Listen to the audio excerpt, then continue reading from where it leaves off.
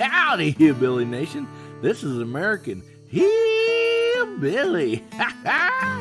And welcome to the Guns, Beer, and Therapy Saturday Night Party. Ready?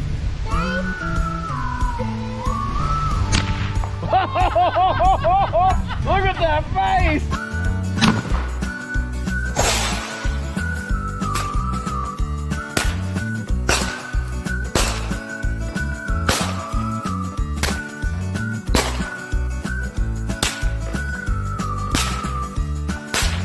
One less can of hard seltzer in this world. I'm proud of myself.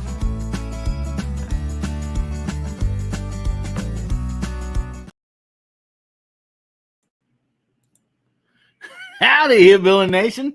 This is American Hillbilly. Man, we got a good show for you all tonight. I mean, we have a great panel back there in the green room. They're just drinking on the Bud Light because I got it really cheap. So that's the only thing I got back there. A little bit of iced tea. But anyway, and I'll be bringing them out here in just a minute. Man, we got a great side chat out there going already. All right, man. Welcome, everybody. I sure want to thank you for showing up tonight. We're going to have a great show. And then also we're going to be spinning for our monthly giveaway. That's the month of May. Yeah, previous month. So we'll be spinning for that tonight. And then, of course, we're going to be giving something away tonight to the side chat. So anyway, I want to thank you so much for everybody showing up. And I want to start bringing on some people back there in the green room if I can get them out of there. So say welcome to Bubba. Hey, Bubba, how you doing? I had to put on the hat, so I might be stealing this, by the way. Where'd my hat go? Oh, okay. I still got it. I thought maybe you come and got it. It's got extra back there, everybody. Oh, man. Yeah, that was Bubba's rider for the show is supplying with a hat, so. All righty. So you've been doing all right, buddy? I've been doing pretty good. Did a couple shooting videos today. Still editing them right now. And, well, I made a goof on one of them, but it'll be all right. You betcha. Enjoy your stuff. Well, up next, back there in the green room, see if I can get him out here. Welcome, Mac Man. How you doing, buddy? How you doing, guys? Good to see you all. Thanks for the invite. Well, sorry, I've been on for a couple of weeks, so just work has just been bouncing. It's really busy, but great to be back. Glad to have you here, buddy. As always, man. Glad to have you. And the next person we're going to ask to come up here, and that's Gene the loading machine, reloading from the hot pot. How you doing, buddy? You're muted. Can't hear you. Whoa, I had a hillbilly moment. Nah. Yep. I had sure to. Did, yeah, buddy. I had to. No, everything's good. Went to a wedding today.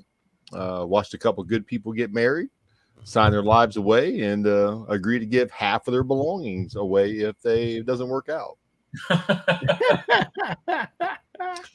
I am an ordained minister, and I've performed a lot of weddings. And you muted again.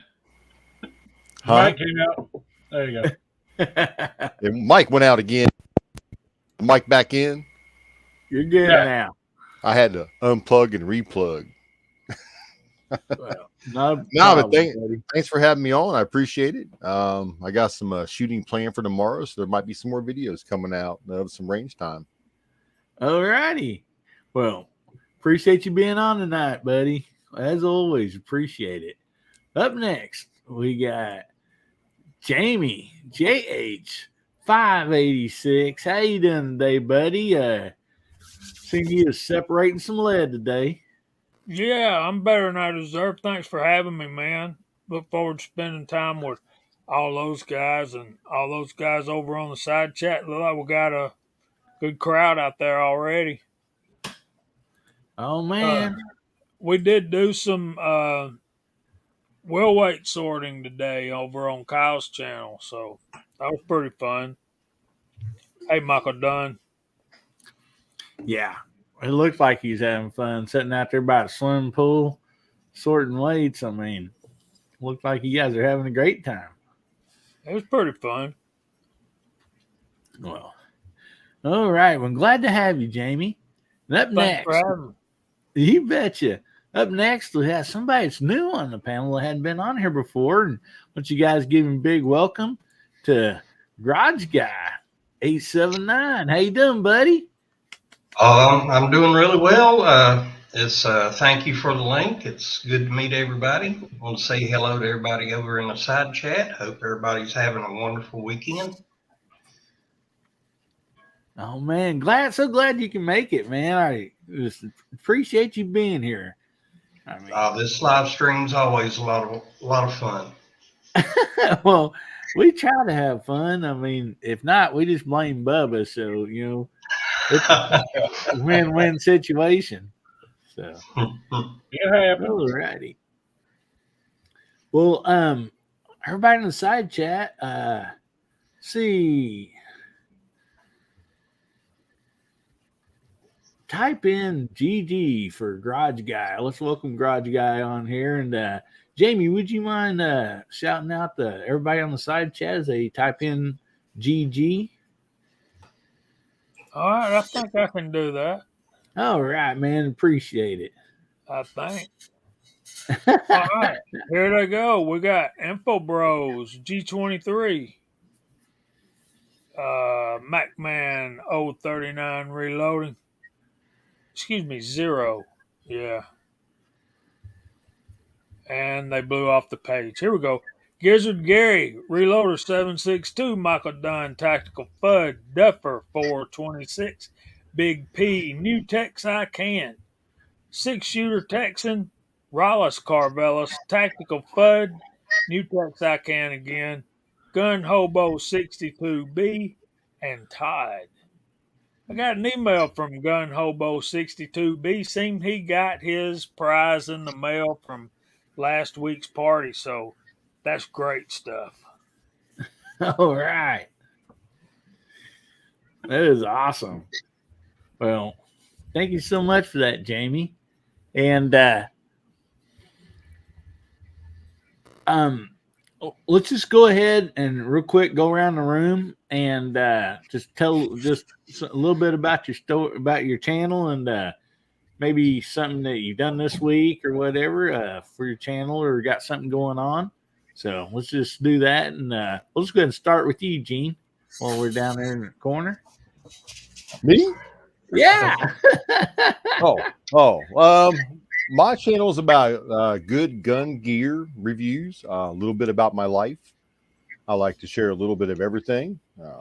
I've always lived a very public life with my choice of employment, shall we say. So I like to share a little bit of everything on there. I like to have fun. I like to have a good time. I like to do a little, some stuff to make you chuckle and some stuff to make you go, what is up with this guy? And I try to throw that stuff in there on purpose just to make people go, what? What is wrong with you? It's like, I got your attention. But I just reached over 900,000 views on my channel. Wow. Awesome, buddy. That's great. That is so humbling. I seen that and I just, I dropped my head and wow, very humbling. That is great, buddy. That is great. Man, congratulations on that. A great milestone, man. It is. Now I want that 1 million. There you go. Always have those plans and those targets, buddy. And yes, keep reaching for the stars, as Casey Kasem would say, huh? So, Jamie, how about you, buddy? We've seen a little bit of what you've done this week. Yeah, I'm working on getting started on this 308 thing. I think I'm pretty close. I've got a little bit of footage recorded, but that's the next big project is a 308 on a budget load series. Trying to get as accurate as we can. I do mostly older guns, but not limited to older guns. The load development, casting, reloading, powder coating, that kind of thing. Just typical non-tactical FUD type stuff. Alrighty. Well, thank you, buddy. We're going to skip you right now, Garage Guy. We'll be right back to you. We'll jump on up to Mac Man real quick and let you tell a little bit, buddy. Again, similar to Jamie, I do a lot of reloading, casting, powder coating, what we're allowed to show on YouTube. My live streams go out on a Monday night, 9 o'clock Eastern, which are picking up quite nicely. Also, I dropped a video, guys, just a quick one if you want to jump in. I hit my 600 subs last week. So I'm giving away one of these out the front knives. Nice. The ammo one. I'll be doing the draw tomorrow. So if you go onto my channel, MacMan039 Reloading, just drop any comment in that competition, 600 sub, and you'll be entered in the draw, and I'll do it live tomorrow.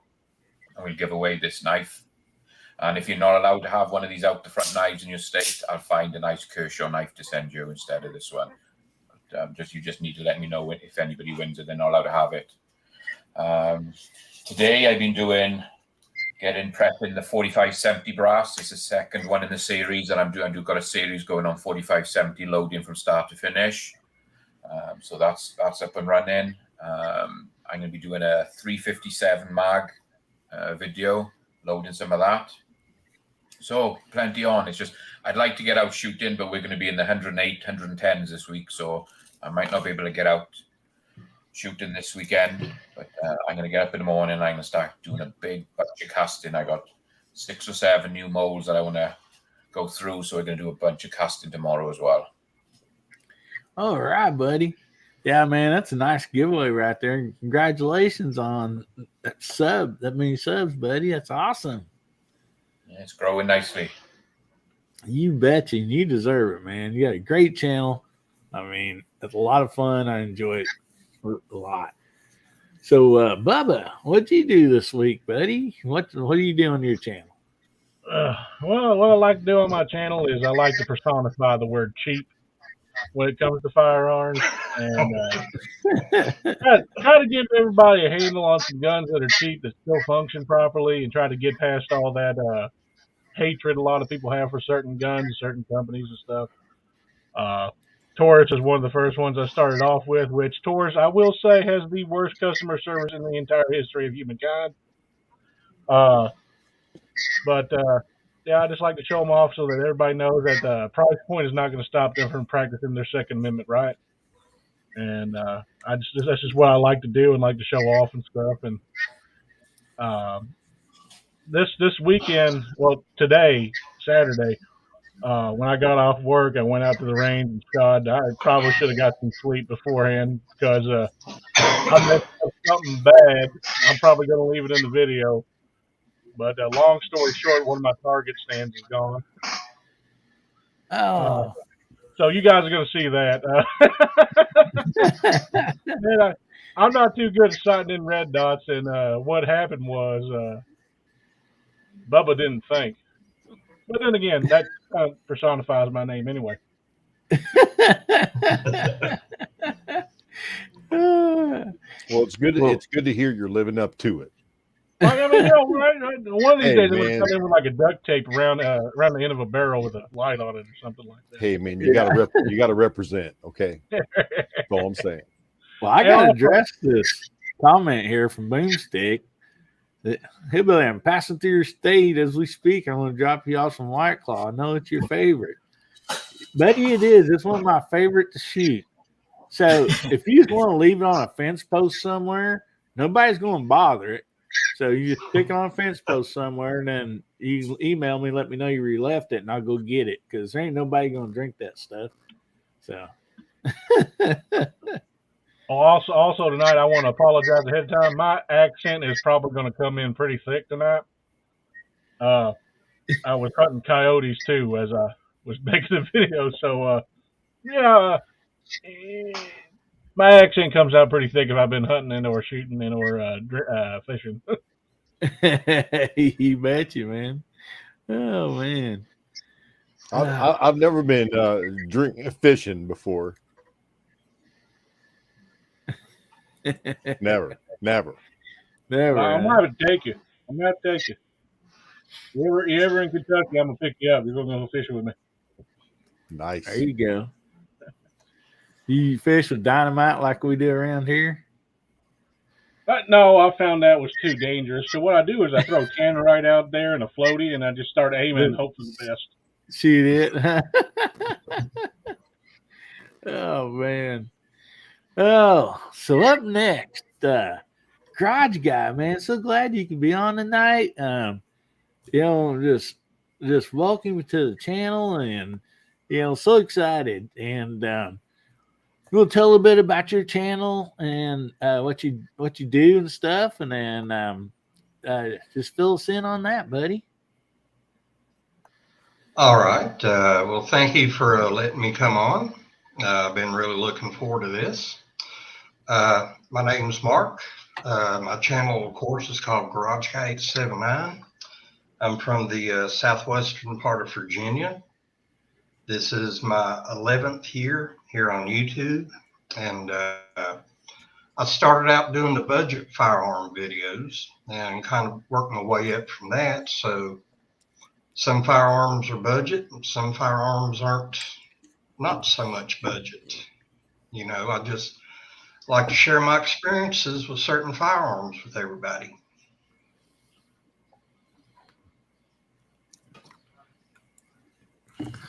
All right, buddy. Well, thank you very much. And I was just going to also, guys, I'm sure most of you are subscribed to Garage Guy.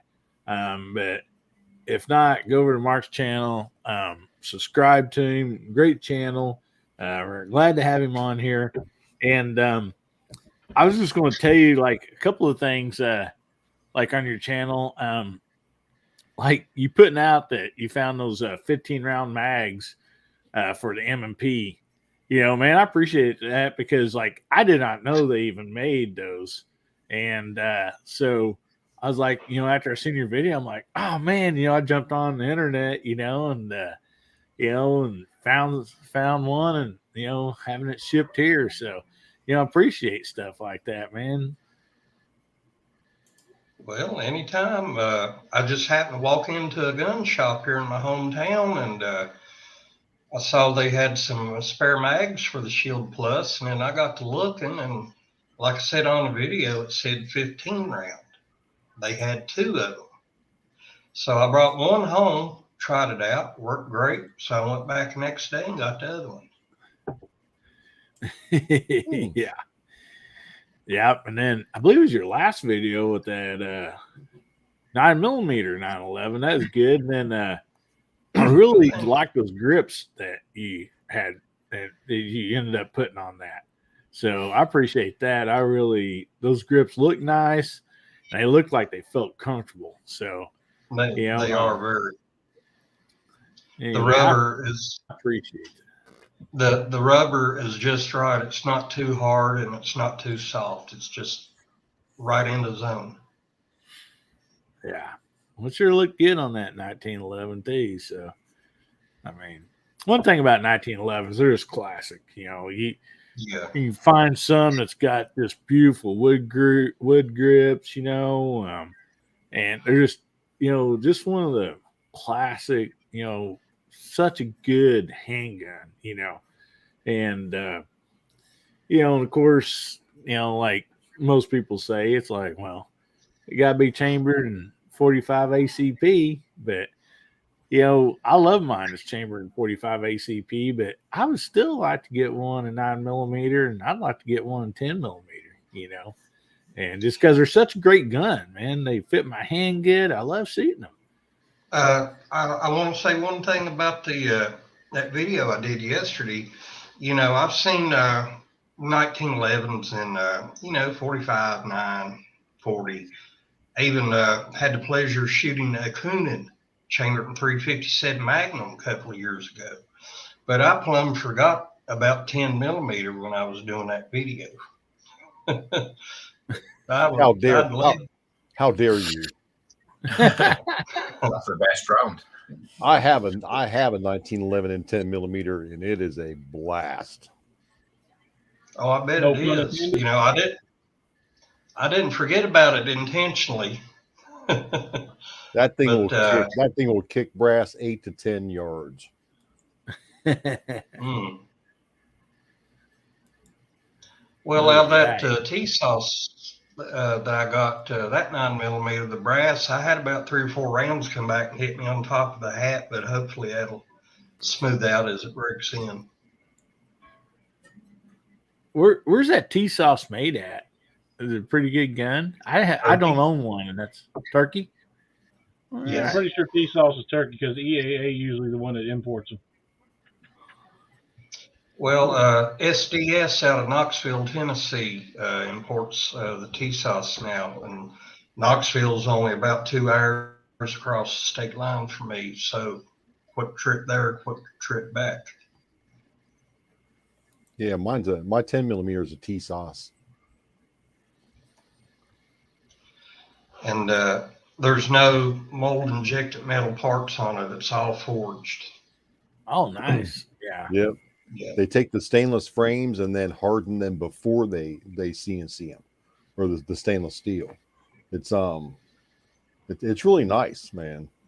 All CNC machine parts, smooth. It's smooth. Great. Well, that's good to know because I might be looking at one of those in my future, maybe. So, And they're well priced. oh, that's even better. Yeah. That's even better. I'd like to get my hands on a double stack one. That would be nice too.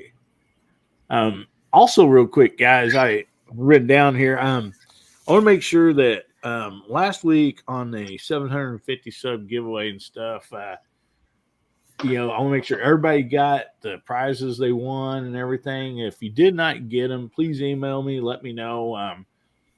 Because I got them all sent out. So as I send that stuff out from Amazon, especially I noticed, like, depending on where a person lives, I mean, it might be the next day for one person, and then the next day it might show like a week, getting there. And so, I just want to make sure everybody got their prizes. And if you didn't, please let me know, and we will. I'll get them sent out to you.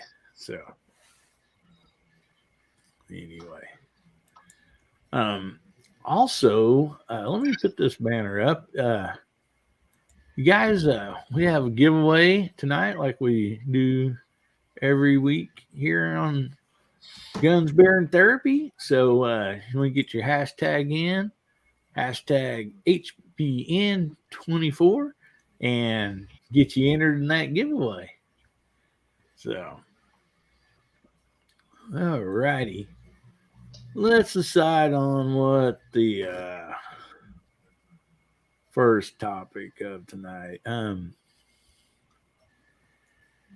Let's just go ahead and do this one. So we will yeah. All right. Since you're new on the panel on here, Mark, we'll just start out with you because I love just popping topics on these guys and then, and come up with an answer. So we'll start with you on this. And what low coil pistol, and rifle would you recommend? And the reason I'm asking is because there's a lot of people do a lot of videos on some great firearms, pistols, rifles, and stuff like that. But I know there are people, especially like one of my daughters, my oldest daughter. She she barely weighs over 100 pounds, maybe soaking wet. I mean, she just not very big gal. She loves to shoot, and stuff. But for her, I mean, she shoots some decent size firearms, but I just know that like her and then other people, you might have arthritis in your wrist or your arms or something like that, and so we get to see a lot of different guns and pistols and rifles, but not only for people tonight, but people watch the show afterwards and stuff. So if somebody's looking for something that's low recoil friendly, but is still will do the job, and either maybe I don't know, home defense or plinking. And I know like 22 caliber is probably going to be a lot of the answers, and that's fine. But if there's if you can think of that and like some other calibers and maybe certain models, because we all know one model of gun might have less recoil, than another. So anyway, that's what I'm looking for tonight, guys. So we'll start with you, Mark. All right. Okay, I have two in mind. First of all, they're both chambered and 22 Magnum. They're both revolvers. We're talking the Taurus 942M, 8-round capacity, and the Ruger LCR, chambered in 22 Magnum. I've got both of them, and they're both excellent revolvers. Nice. You betcha. And they will. 22 Magnum might not be a lot of people's first choice, but if it's a close quarters situation, which most self-defense cases are, 2 or 3 rounds to the face and neck's going to get any crackhead off top of you. Yeah. Yeah, I think you get most anything off of you, wouldn't it? So, but anyway, so while we're down here, we'll just go across the bottom here. Jamie, what do you got to say about this, buddy? Any suggestions? Good answers, garage guy. I got nothing to compete with that. No. I heard you say, well, lever gun or revolver, Well, yeah, and he's talking about revolvers, but Yeah. I'm more of a the 38 special or 9mm is probably as low as I'm going for personally for me to carry. My sisters and my family. My wife, the only thing she'll shoot is her Walther P22, and I wish, what Garage Guy said, I need to start thinking about getting her a 22 Magnum revolver, especially with 8-round capacity. But I did a review, and Gene helped me, and Chris helped me on the BRG 9mm, the 9 Elite. That's a good gun at a pretty comfortable price. It's a Springfield clone, and that would be a good one. Or what's that German one that I had and I sold to Mark? Vindicator. Oh, yeah? EAA Vindicator is a decent gun. Now, it's going to run a little bit more money, about $100 more. To get one of those in 38. 6-shooter Texan says 32 H&R mag or 3327 Federal mag. That would be good. But that's kind of that middle, between the 38/9mm and the 22 mag. I can see where that would be a thing. But 32 ACP, I'm not crazy about that stuff. 25 ACP, definitely not. You're better off with the 22 mag, what Garage Guy was talking.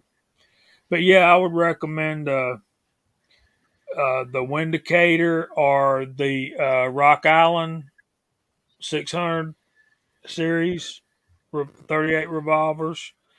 If you got a little more money to spend, Henry's got some 38 revolvers, 357 revolvers out now. That's probably up in price range. And then if you want a lever gun, Rossi 92 for about $650, and 38 357.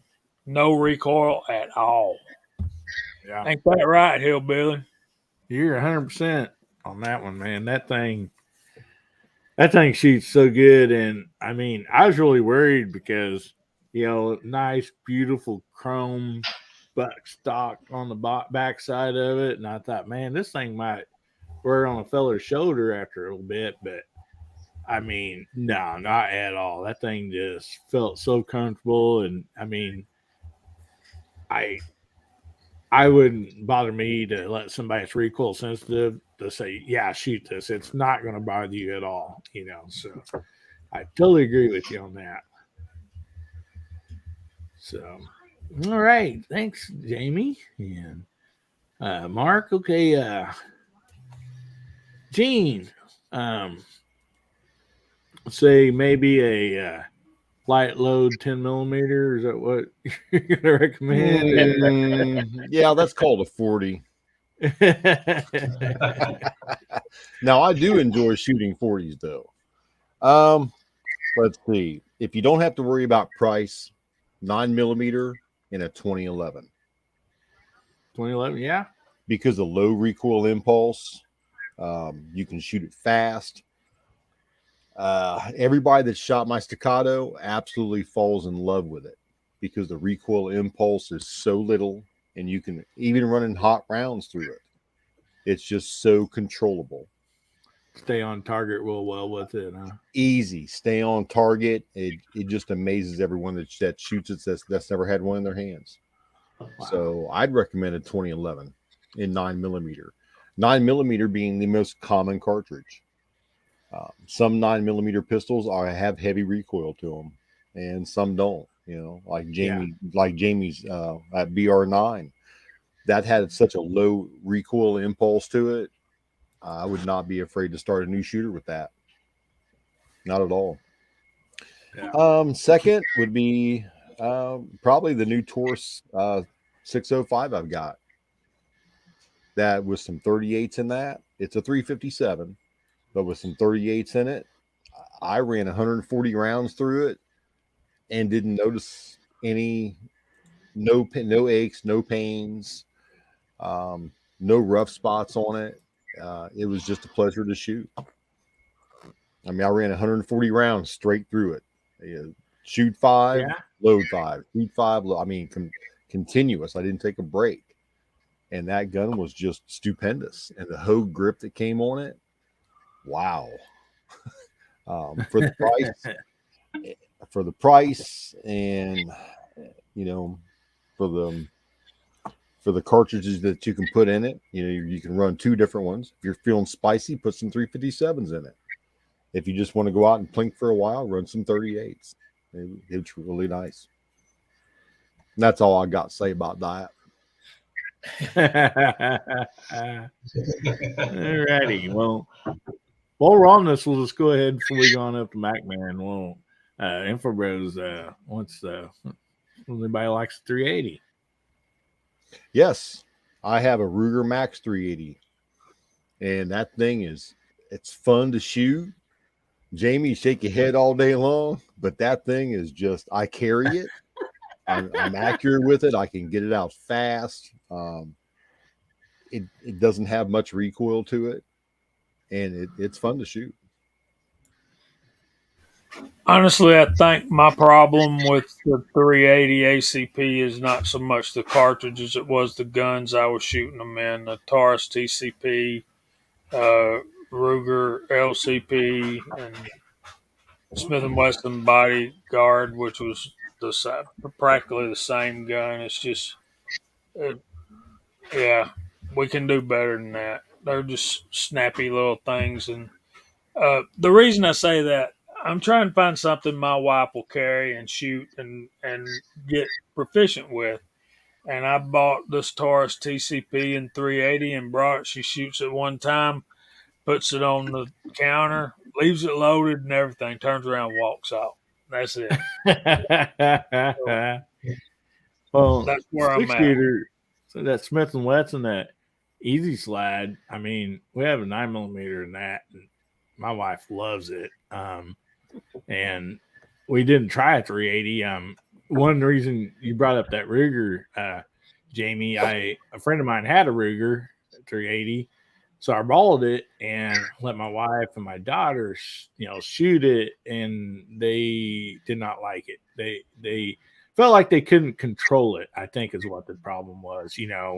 It is a little more like rise on the muzzle and stuff like that. And so I think that's what their problem was. They just did not care for it, and so we went on to something else. But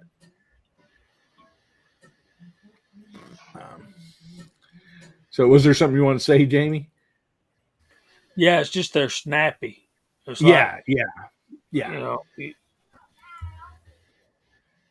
Yeah, and that 380 easy, I bet that would be a pretty gun. I mean, pretty good gun.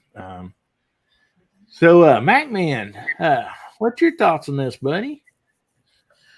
Well, if they wanted to get into a rifle round, 300 blackout on a full size 16-inch or 18-inch AR, it's a great round. It thumps quite hard in the target, but it doesn't recoil very much. So 300 blackout is a good round if they want to get into a rifle round. And like Jamie said, any like lever action that shoots a pistol round, these Henrys and all, Rossi, all these that shoot pistol round, they're great for beginners because they're very, very low recoil on them, and they're nice and easy to shoot. There's quite a bit of weight. Some of those Henrys with the octagon barrels got quite a bit of weight in them, so they don't bounce around too much. So I'd always get them into that. And I suppose for a pistol round, if they wanted to get into like a proper pistol round, I wouldn't put a 9mm in their hands straight away because we all talk about 9mm, but they are snappy. They come out pretty fast. I'd guide somebody more to a full size pistol that shoots 45 ACP, but with a lower velocity bullet, not a spiky one, because it's just not a snappy. 45 ACP isn't very snappy. It's a slower bullet coming out, and it gives you a little bit of a thump, but it's manageable. So if somebody wanted to get into a round, I'd definitely push them to shoot a 45 before a 9mm, just because it doesn't flick the gun so much. Yep, great stuff right there. Yeah, and that 300 blackout, that is a good round, and the AR. I mean, that's what I've shot it with, and then I bought one and built them, because I like the AR 300 blackout because of. I mean, I think that's something that eventually my granddaughters could shoot, for deer hunting, and so that's one of the reasons I got that. So Bubba, you're next, but I would like for you to also first share the story about the 50 BMG, since we're on this topic that you told me about. I will say this right now. Hold on, I want to get one other thing straightened out before I get into that. Taurus, I usually have a lot of good stuff to say about Tauruses, but I will agree with Jamie. The TCP is the biggest piece of trash they have ever came out with. I will 100% agree to that. I actually did a video on one of them. I didn't do any shooting with it because when I shot it the first time, I really didn't like it. So I called it the purse gun and just went on with that video. And if I ever got shot by one of them, and that's the thing that ended me, just don't tell anybody that's what happened. All right, that or a High Point C9. If I die to either one of those things, just do not tell anybody. But oddly enough, and people don't think this. People don't think this because if price is not an option, it's not a problem. The 50 BMG and a Barrett 50 cal kicks less than 223. There is no kick. It really feels more like a pull than it is a kick. As far as rifles is concerned and stuff like that, it makes no sense with how big the round is itself, let alone the projectile that it's firing. It makes no sense that it doesn't kick as bad as it does, and it's ridiculous. I actually have a video on it. I think it's like I think I named it like "Shooting a Lifelong Dream" or something like that on my channel. So go check that out. I literally don't move, and we had one of my cousins, sisters, firing it, and she didn't move. She's like 100 pounds soaking wet, like maybe 100 pounds soaking wet, and she fired and she barely moved. So I mean, everything has to do with what kind of gas system a gun has. Everything has to do with what kind of recoil system a gun has before you can say anything about what terms of recoil that you have to deal with as far as rifles are concerned. But with a Barrett, like 90% of the recoil is on that muzzle brake. So you're going to knock stuff down around you before you're going to hurt your shoulder. But as far as starting guns, I'm sorry, I got to say AR and 223 5.56, very comfortable to shoot, very low recoil. Same with 300 Blackout. I will definitely agree with MacMan on that too. For as spicy as rounds I shot today for one of the videos I did, I honestly could not tell any difference really that much in 223 5.56 versus a 300 Blackout as far as kick is concerned. And it's a 30 cal round is what it is, and the projectile on it, is equivalent to like 308 and stuff like that. Well, most 308 bullets, so it's pretty easy to reload for. And there's so many things you could do with a 300 Blackout as far as versatility is concerned to make that gun even better. So it's just a fun round and stuff like that. So that'd be 223 5.56 or 300 Blackout and a rifle. Good idea for low recoil. As far as pistols is concerned, I'm probably going to have to agree with everybody else and say, 22 mag, 22 LR. But if you really want them to get used to stuff, if you really want them to get used to any type of recoil on a pistol to start off with, I would go with 45 long Colt and maybe like a Taurus Judge and put a 410 round in there just to get them used to recoil and stuff like that. Because the recoil on it isn't too bad and stuff, and they're not that hard to handle. All righty. Well, yeah, I appreciate that, buddy. I mean, that's some great stuff. I mean, honestly, it is, and a lot of great answers from the side chat there, man. I've seen a lot of good stuff. I mean. So I hope that, like, if somebody's looking for one, we got plenty of answers out there, stuff that they can be looking into, and and see, maybe find them something that they can use and enjoy. And so, just real quick, name one gun that you have personally shot. We'll just go the opposite way. We'll start with you, Bubba. One gun that you personally have shot that just kicked the tire out of you. Oh, you're bringing back nightmares. The worst gun I've ever fired as far as recoil is concerned has to be one of the older model 4570 levers. That thing tore my shoulder asunder. As far as rifles is concerned, for pistols, it was the 500 Magnum. I will never shoot another 500 Magnum as long as I live. I will not do it. I won't. I just won't. I won't do it. If I was going to shoot anything like that, I'd shoot like a 50 AE or maybe a 50 Beowulf before I would shoot a 500 Magnum again. Now, I will say this for the 500 Magnum. Now, if you get 500 special rounds and fired out of a 500 Magnum, it's a joke. Like, there is so much of a difference, it doesn't make any sense.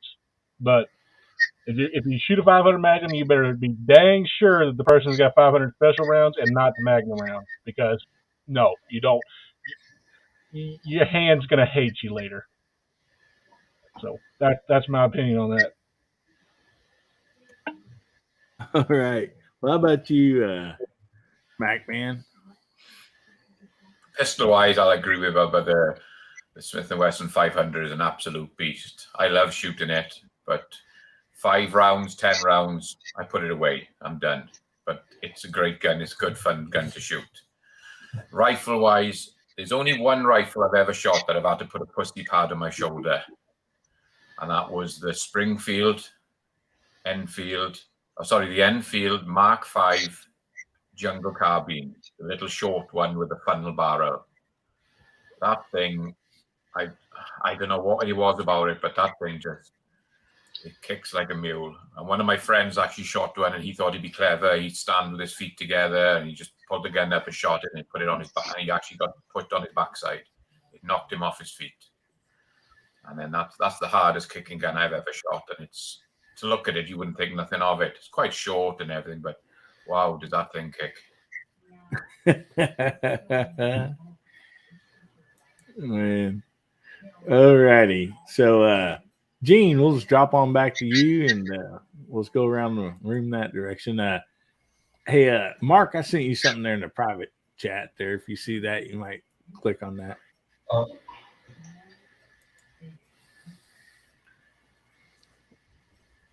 Okay. You hear me, Gene? Okay.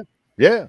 Nah, So, handgun wise, a 460 Smith & Wesson. I was completely unprepared. I kind of took it for granted and about punched myself in the forehead. Underestimated that round completely. From what I understand, a 460 actually has more pressure than a 500 Smith & Wesson does. wow. So, yeah, that. And long gun style, Kel-Tec KSG 12. I had previously put my shoulder for a ranking at work, and I was reviewing a KSG, and I put that thing to my shoulder with some triple-aught buckshot in it, and I was just like, I'm done. I am so done. I like something with a nice thump to it. If I'd have been prepared for that 460, I would have enjoyed it.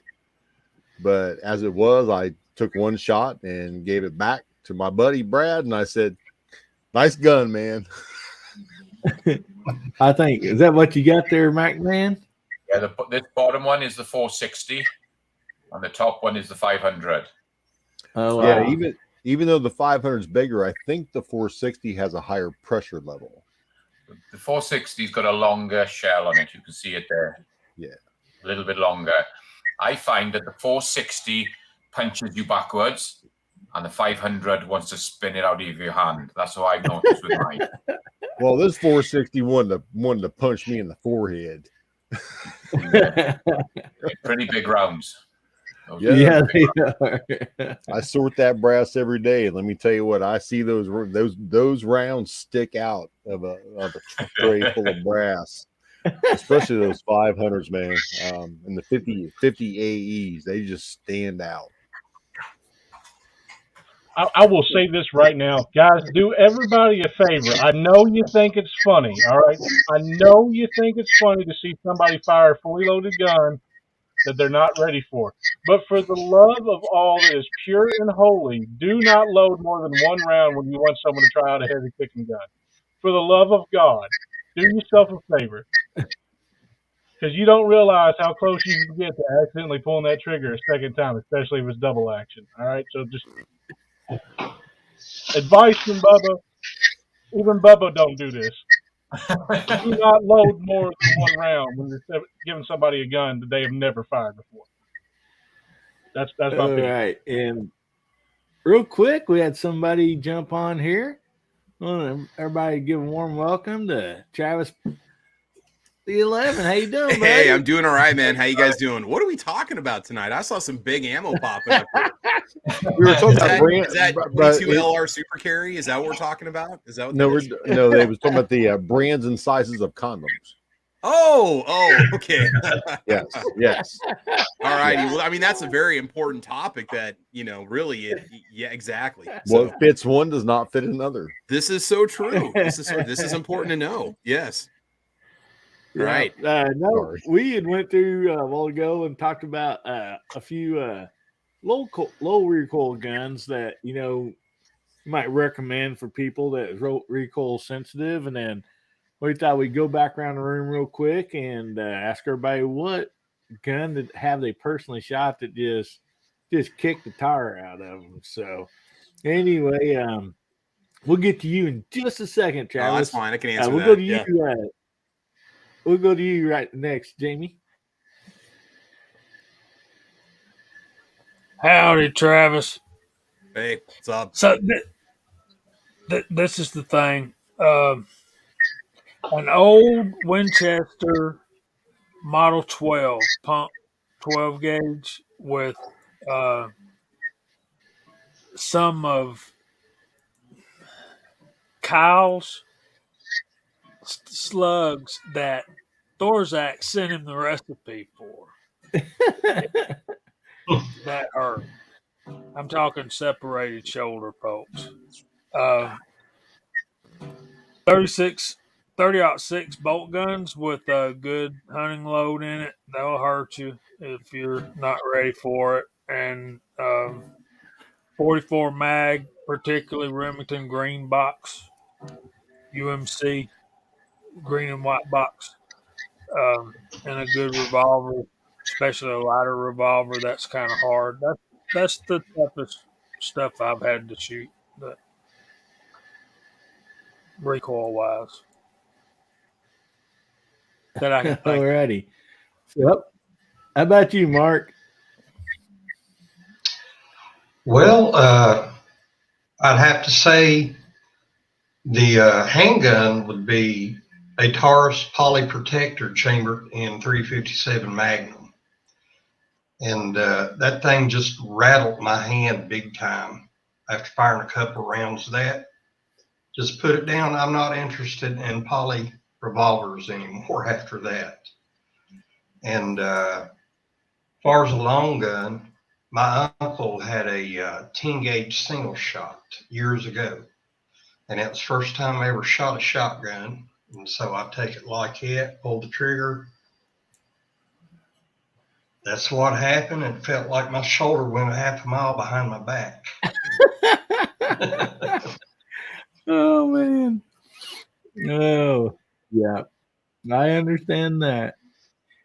Oh, Yeah. All right. Let's we'll jump down to you since you missed the first topic there. If you want to just go ahead and answer both of them. Are you talking to Garage Guy or me? You, Travis. Yeah. Okay, all right. Yeah, so heaviest hitting like gun that I fired. Is that what you want to know? Like well, most handgun or rifle, doesn't matter. Either one, whatever brings back those memories. Yeah, Or it's both. probably gonna. I got a Mossberg 835 pump, Ultimag model, and I used to hunt deer with a Hornady SST slug, and that thing kicked like a mule, man. It was pretty wicked. So it's that, and I also had a Mossberg polymer bolt action. I can't remember what the model is now. This is about 15 years ago, and I had it chambered in 30-06, and it was just not fun. It was just downright painful. So either one of those two, just not pleasant at all. Lightest recoil gun, like light recoil. Is that where we're at also? You said heaviest hitting and lightest, right? Yeah. So lightest Yeah, for me, I would probably I had a chance to range test an FN PS90, and you'd shoot it, it literally felt like a pellet gun. Like you would no recoil whatsoever. I mean, it was such wow. it was unreal. And it's a 5.7 round, and it's in a full size, form factor with good recoil, like a double recoil spring system in it and stuff.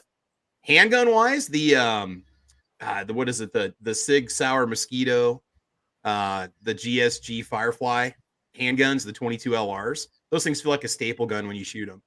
So those really, really light recoil 22 LRs, I would say that's definitely one for, somebody who's sensitive to recoil. So yeah. Alrighty. Oh man. Yeah, man. A lot of good stuff out there in the side chat too, man. No doubt about that. So anyway, let me figure if anybody has anything they want to share or say real quick, I'm gonna check on the how many people's in the giveaway, and also I'm gonna get our next topic up here and get it ready. So if anybody has anything they want to share, I can say something real quick. Caliber Corner moved to Mondays. For people that don't know, we do Caliber Corner podcast Mondays at 4 Central. So that if you guys are interested, anybody, if you guys are on the panel, just shoot me an email. I'll put on the private chat my email address, and you guys, if you want to be on the podcast, I'll be happy to include you. I invite 45 people every week, so I'm happy to have anybody show up. So, and we're talking. I usually, because I used to be Saturday morning at 8 a.m. So I have 4 or 5 consistent panelists, which is awesome. But I do the 4 o'clock time slot on Mondays because I'm trying not to go at the same time as anybody else. And I also don't want to compete with, Yankee Marshall or Matt from Never Enough Ammo or any of the bigger channels. So yeah, that's why I do the Monday at 4. I was not aware that Yankee Marshall was a big channel. Well, I mean, the thing is, a lot of the people that watch the podcast, a lot of the people that are out there right now that are watching, those are a lot of the same guys that watch Never Enough Ammo and also watch Yankee Marshall. Yankee's 400,000 subs or something. It's just the sheer number of people that watch this podcast at one time, which is a good chunk of people. There's a lot of us that kind of bounce from one podcast to the next, and you get a lot of the same people watching it. Yeah, so that's why I try not to go at the same time as somebody's a huge channel. So love them or not, doesn't matter. The point is that I want to do it at a time when people are going to be around. So. Nice. I haven't seen his channel in years. Oh, okay. No, he does. He goes live every single night. So and for hours. Oh, so yeah. I wasn't aware. Yeah. Here, Travis, you shot a 50 BMG, right? Yes, I have. Yep. Right. That was a bolt action Armalite is the one that I shot. I did 4 rounds through it. Yeah. All right, then never mind. This doesn't count. Oh, so okay. All right. That low recoil rifle was the 50 BMG and a Barrett. I mean, it's such a heavy gun. It doesn't feel much worse than say like an .06. I'm going to be honest with you. It doesn't it looks like it does when people shoot it, but when you're lugging a 22-pound rifle, and the bolt action, I could imagine a semi-auto 50 BMG that would probably reduce the recoil even more. Hell, I was telling them to kick about as hard as a 223. Oh, I'm sure it's got to kick more than that. No. No. I shot 300 blackout right after, and it hurt. Wow. All right. Well, again, semi-auto, recoil system, whatever. It's going to absorb a lot of that kick. Because I'm pretty sure I think it's a two recoil spring buffer system for the Barrett, and then you got the J-Mac brake on the front of it. That's 90% of the recoil is on it. And I was just like, it shoots about like a 223 5.56. It's just like, that's a good starter gun, a 50 BMG, as long as it's in the Barrett, it'll be fine. Hey, the ammo for it's actually gotten fairly affordable. I mean, compared to some of these other, some of the other chamberings that are out there, it's really not that bad now if you look at it. Considering the size of the bullet, $1 around isn't too bad. Yeah. At one point, there were like $25 a round, depending on what tip you got. So when I shot it, I paid $5 a round at the machine gun shoot that I went to, where they had one of those set up. Also, you could shoot one if you wanted to. You could do 5 rounds for 25, and then they'd let you keep the brass from one of the shots if you did 5 rounds. Now Ralphus is always going to cost you about $25 to $45. Let's see here. You can get it for $2.89 a round right now. If you want to go 50 cal BMG Lake City M17 Tracer loose pack, ball ammo is going to cost you $2.89. Yeah, so $2.89 a round. I mean, that's cheaper than. That's insane for the amount of lead you're getting there. I mean, yeah. Yeah, I'm there's paying some. more than that for 338 Lepore brass. Yeah. Yeah, I was going to say there's other rifles that cost more per. Oh yeah, some of these not Wildcat chambers. Some of these more rare rounds that don't have a lot of production. Well, I will share mine. There's 2 of them in my lifetime that I shot. Both of them were shotguns. About the time I want to say about 14, 15. Well, no, actually, I may have been 16. I'd shot 12 gauges plenty enough at, shooting trap and this and that. And so my dad had a very lightweight single shot 12 gauge, and the stock had like black tape on it and stuff. I mean, it's something that had been around for years. And anyway, he put a 3-inch in there shell. And it's like, oh, here, shoot this. And I wasn't expected. I thought it was pretty tough, and that thing literally felt like it did damage to my shoulder. But then kind of the same thing, a friend of mine's dad, he had the Ithaca double barrel 10 gauge. And we were shooting it one day, and somebody like Jeremy's well pull bolt, and it had a kick to it. I mean, it did have a pretty good kick anyhow.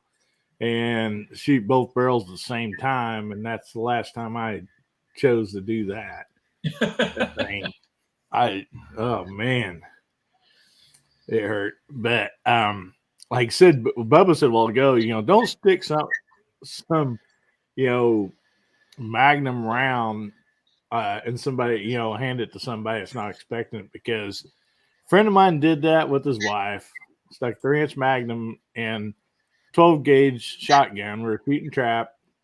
Didn't tell her, and she was shooting a 20 gauge, but she would shoot a 12 gauge some, but she was real comfortable with her own 20 gauge. He handed that to her, shot it. Of course, it hurt. She ended up breaking her collarbone and stuff, and did some damage to her shoulder. I mean, literally had to go to the doctor, and so, you don't want to do that to people, and, but anyway, so, I am going to, get this,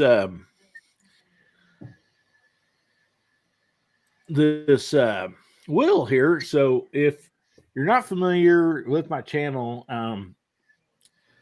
every month, I have a monthly giveaway. And so to be in this giveaway, all you have to do is be subscribed. And then on any of my videos for that month, when you comment, I want to win. Well, I write that down in a book and, what video it was and stuff. And so, you can have multiple entries. And, I have 2 people, that I believe they are competing against having the multiple entries and the last few months. And it is Gun and Wild One and Rick Perry. I mean, those guys, they are on top of it, and they want to win.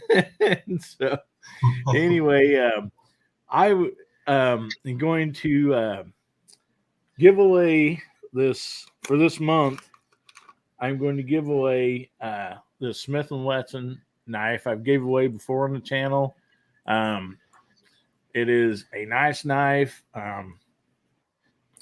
Right here, it is all metal. It has a great edge on it. I mean, right out of the box, it'll shave the hair off your arm.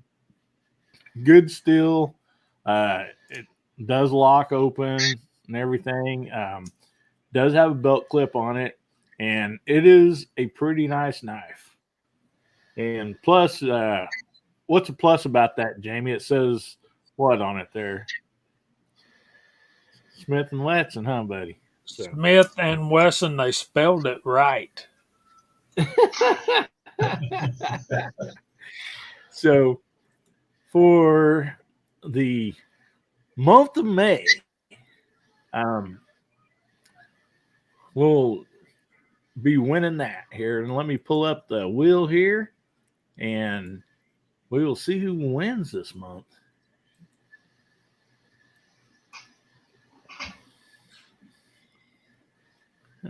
All right, it's actually working tonight. That's great. So, a lot of months we have quite a few people in this, sometimes 30, 40, 60, and then some months it drops down. So this month we only have 19 entries, and some of these people are in here more than once. So, which is all fair with the rules. So if you see a name and it might have a 1 after it, or a 2 or a 3, that's how many times they entered. So anyway, let's give this thing a spin here and see who wins.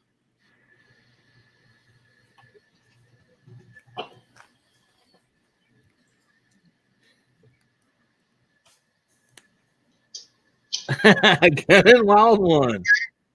Let me write your name down here, buddy. And congratulations. I mean, you and Rick Perry, I mean, you guys are on top of it every video, man. I appreciate that. I appreciate all of you watching the videos and commenting, and and so that's another way to try to give back to Hillbilly Nation, each month. So anyway, Gun and Wild One, email me. See, let me put this banner up real quick. If you don't have my email, email me here, and I will get it sent right out to you. And so I thought this might be fun. It's not so much gun related, but how I am on the show, not all the topics are. So anyway, I thought we might go through the room, since one good thing about the internet, there's a lot of bad stuff about it, but one good thing about it is it brings people together, from different races of life, from different countries, and we all find out that we're a lot more alike than what we are not, and so I thought this would be kind of a fun little topic. And while we got you down there, Travis, we'll just start with you. What is your family heritage that you know of? Like, I figured we do this because I think a lot of us are a lot closer together in this world than what we really might, think. So, if like whereabouts, what part of the countries or whatever that your family, may have come from. And, if you don't know, that's fine. But I figured it'd be a fun little topic. No, I haven't done like a 23andMe thing, but what I do know is that my grandparents actually came to America in 1948 or 49 on my dad's side. They were leaving the Czech Republic, Czechoslovakia, because of the communist government takeover. So they left everything, took the kids and left. We had one family member that was already here in America. So they came here, and they moved to a predominantly German Czech neighborhood. So I'm waiting for reparations from Putin for what my family lost when they had to leave their houses and their businesses, but he hasn't called yet, so I haven't gotten a check yet. So that's my dad's side. Then my mom's side is German and Swedish. Now, what part of Germany and where in Sweden, I really don't know. So all I can say is I hope there's never a war in Europe, because I don't know which side I'm going to go to. So that is my family's background. That's just pretty simple. So check on one side, 100% German and Swedish. Awesome. All right. Well, Mark, we'll just move on up to you and go across that direction. So, where did your on my father's side of the family, they immigrated from Northern Ireland in 1801. And like most people here in Appalachians that came over from Northern Ireland, they ended up working on the railroads in the 19th century. And my mother's family, there's some Cherokee in there, not much, but also some other ancestors of hers came over from England. So I guess I'm a little mix of Irish English. All right. Well, that's neat to know. All right, Jamie, how about you, buddy? Okay, so on my dad's side, my last name Howell is originated in Wales, and then they moved to Scotland.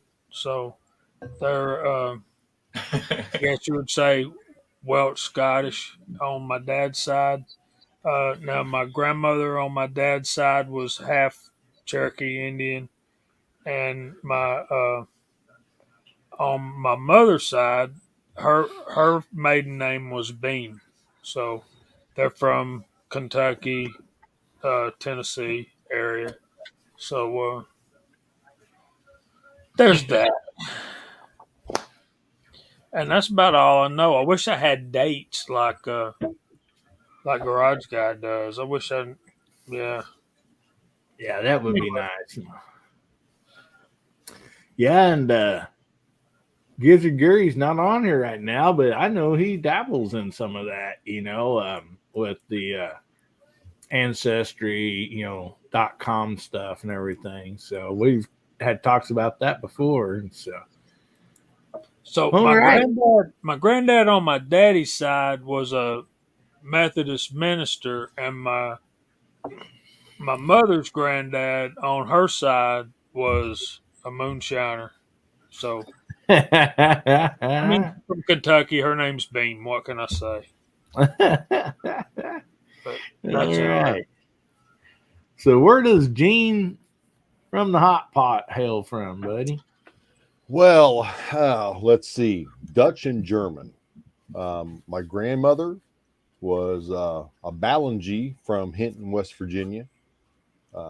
Born and raised on the side of a mountain. I've seen pictures of my great grandmother with one mule plowing a field. So I know that's pretty solid. On my grandfather's side, my great grandparents came here in 1919 with a brand new baby boy, my grandfather, from the east side of Germany. So I've never done a 23andMe, but growing up in the household, I believe I'm about 50-50 Dutch and German. Nice. Yeah. All right. Pretty cool. I've seen the port records on my great grandparents' side of my grandfather. I actually have all the port records saved. I've copied them and saved them off about their entry into the United States, coming in through Ellis Island, going to Philadelphia, and then migrating to Ohio after that. But my grandmother's side, I just know the stories from my great uncles and her about being born and raised in West Virginia. Nice. All right. What about you, Mac man? Well, my dad, born and bred in Wales, and all his family going back generations have all been Welsh. My mum is from England. She's from an English family. So I just straightforward English Welsh. And my granddad, just a bit of trivia, on my mother's side used to fly the B-52 bombers in World War II. Wow. So, I've had some stories before he passed of what he was up to, and it was really interesting.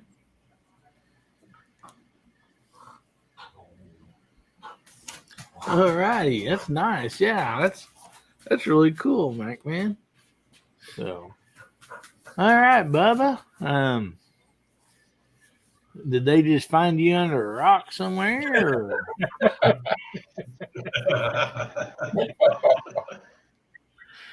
So my family's last name is Dishon, Dishon, not no Dishin like some of my other family members pronounce it. Our last name traces all the way back, and if you believe this, it only works if you believe what's written in it. But my family dates all the way back to Genesis 36:6. We were slaves to a duke in the Bible named Dishon, and that's where we got our last name from. Throughout the years, on my dad's side, we were slaves to the Brits. No offense at all whatsoever towards you, Pac-Man. No hard feelings. No hard feelings. But predominantly Irish. Now, my grandfather married my grandmother on my dad's side, and he's full-blood Cherokee Indian. Well, full-blooded Roanoke Cherokee Indian. And yeah, so we're pretty much Irish and Indian as far as my dad's side is concerned. Now, on my mother's side, It's Italian and Cherokee Indian. My grandmother is actually full-blooded Cherokee Indian. Well, as close as you can get to full-blooded. So I'm pretty much a Heinz 57 when it comes to different heritages. But Irish, Italian, and Roanoke Cherokee.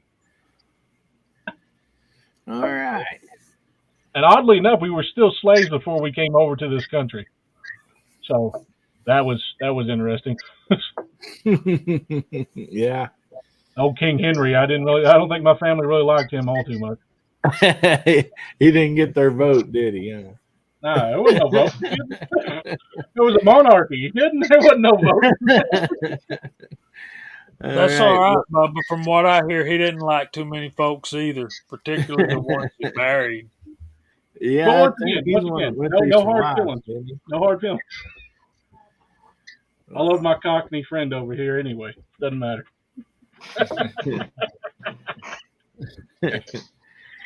Well, for me, I have done a 23andMe, but of course, there's a little bit on those, a little bit scattered, maybe across the globe, a little spot here and there, but mainly I'm Scottish and Irish and Cherokee Indian. I've never had a sunburn in my life, and so, it kind of might not be the greatest mix because, you're Scottish and you're Irish, they like to drink, and then the Indian can't handle his alcohol. So, but anyway, yeah, that's kind of it for me. And so I thought it'd be fun. We're going to give the night's drawing away here in a little bit. But first, I thought it would be fun just to have the side chat. Throw like some topics or questions that they might want to hear from the panel, or even maybe from one person of the panel. And I'll try to pick a few of them here that I think's interesting. And since I throw it on these guys, the topics on them all the time, I thought, well, we'll just let the side chat do that tonight. So anyway, that'll be our next deal is throw out a topic or a question that you would have for the panel.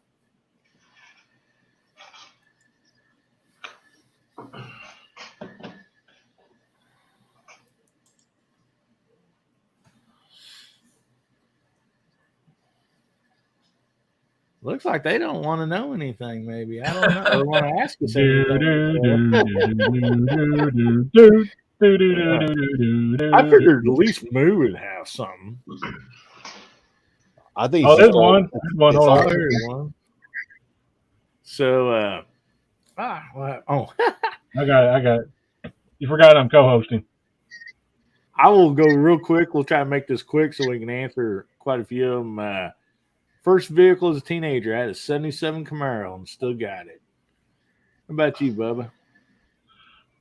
First car was a 1994 Chevy stick shift with one of the most ridiculous risers in the entire world for the suspension system. And it was given to me like that. And, well, I say given to me, but I mean, you'd understand if you knew my family background as far as that's concerned. But all right. Yep. How about you, Mac, man? You probably wouldn't have heard of it, but it would have been a Vauxhall Viva, which is a part of the GM group, but in the UK they call them Vauxhalls. And I think it was like a 1968 to 69 two-door Vauxhall Viva, rear-wheel drive, stick shift, and that's what I learned to drive in. Good fun car to learn to drive in. All righty. How about you, Gene?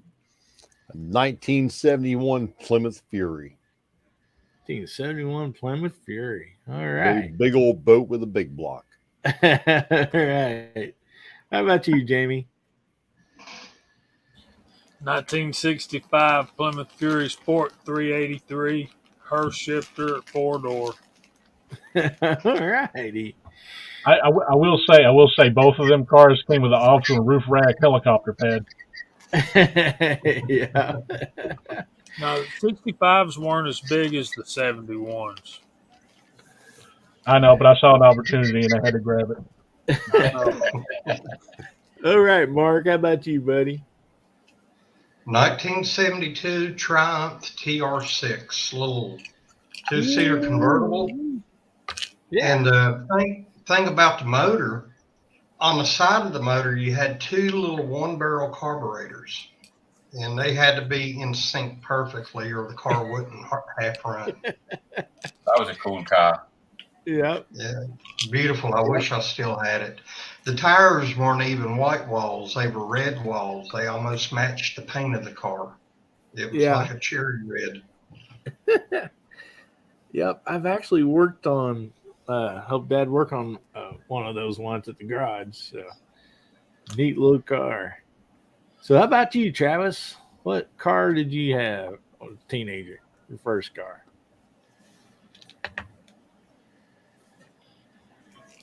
He may have to jump off for a second. So anyway, we'll go on. So next one was Tommy Boy said, who shoots black powder and what? So does anybody shoot black powder? I had a 50 cal black powder rifle I use for deer hunting sometimes. I ended up trading it off. I would like to get me a couple more, pistol and a rifle, but anybody else? I got a Remington 700 muzzleloader, which I bought because when I put in for elk and deer, I always put in muzzleloader hunt as well. I've never shot it. I've never done it sitting in my gun cabinet. I bought it in case I get drawn, and then when I get drawn, I'll go and shoot it and play with it. But up until then, it sits in my gun safe, and I've never fired it. Nice.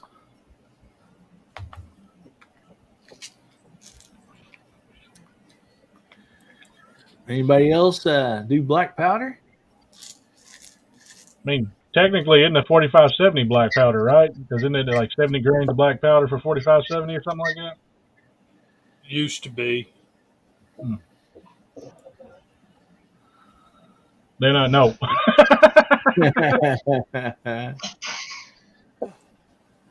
Sorry, guys. I had a tick on my leg I had to get rid of. So I Oh, went no. hiking today. So I was I went to the range last night and I went hiking today. I pulled probably a dozen of those little bastards off me. So I think we're clear. Afflicted, and I don't know where it went. So I even cleaned up today. I don't know how it survived. Oh, damn, I hate those things. All right. Did I miss anything? Sorry if I did. Yeah. So we're just having the panel ask a few questions, and the first one was, what was the first car you had as a teenager? Oh man. Ooh, I got a picture of it floating around here somewhere. I had a 1972 Cutlass Supreme. It was awesome car. My grandpa's buddy. I have a picture of it, the proof that it existed, but my grandpa's friend lived in California, and so he bought it from his buddy and had it shipped because we bought it in 1993 when I turned 16, and so we had it shipped in, and dude, it was beautiful. It's just problem is it was too nice to have as a high school car. It was like, because you're out in the parking lot, you have to worry about people messing with it and stuff. It was all original. So Yeah. that's what I got. That was the first car that I ever bought. 350 Funny automatic. story about that. Funny story about Cutlass Supreme. That's why I have this on my forehead, is because of the Cutlass Supreme. I'm not kidding. It's back. Just to give this small story real quick. So this is back in the days before they told you to turn car seats around or whatever. And a drunk driver hit my mother, and she had a Cutlass Supreme, and it knocked me out of the baby carriage thing and into the little bitty emblem on the back of the seat, and that's why I now have 3 eyes. Was it a vintage, like a Really? 70s, or was it because the 80s cars had, felt seats in them and stuff? It was a 70s, I take it? I'm pretty sure it was a 70. Yeah, 70, like an older 71, one, because they would have had 73. molding and all that stuff on the back of the seats. Yeah. Yeah, so it's a boop. So thanks to that car, I can call myself a Triclops. And thus your name was born. Yeah, there you go. Yeah. The second question was, does anybody own or shoot black powder? I got a revolver. I've got a Traditions bundle that I bought. I think it's I don't know, was it a Pieta Colt New Navy? I don't remember what. I think the balls are 454 that I shoot through it. Not on a regular basis because it's a lot of work when you have to take it apart and clean and do everything to it. But I haven't hunt with it. Just shoot with it once in a while at the range. Alrighty. Well, guys, I'm trying to catch some of these questions, or these topics and questions as they come through. So sorry if I missed any, but this is the next one I noticed. First gun you bought with your own money. While we're on you, Travis, we'll start with you and go on up around the room. Enfield 308 Ishapore model that I bought at a pawn shop for $98. Number matching. Ishapore converted 308. I think they're 303 originally. The box mag, all numbers matching. Like an idiot, I sold it a couple months later. But yeah, first gun for me. You guys anybody else want to take over?